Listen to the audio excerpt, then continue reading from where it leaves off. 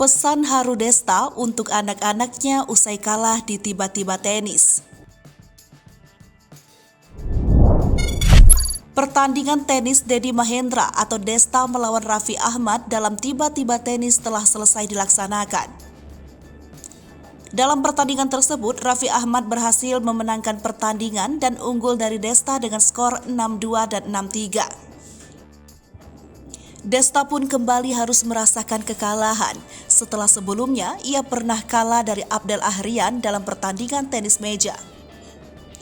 Momen pertandingan tiba-tiba tenis antara Desta dan Raffi Ahmad masih jadi perbincangan hangat netizen hingga saat ini.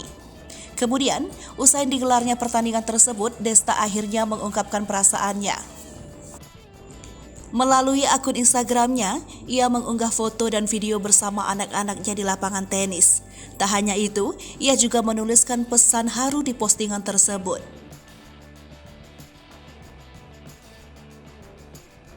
Namun, meski kembali menjadi pihak yang kalah sebagai tuan rumah pertandingan, namun netizen tetap merasa hormat pada perjuangan dan kerja keras dari sosok Desta. Bahkan tak sedikit dari mereka tetap memberikan semangat untuk Desta lewat kolom komentar.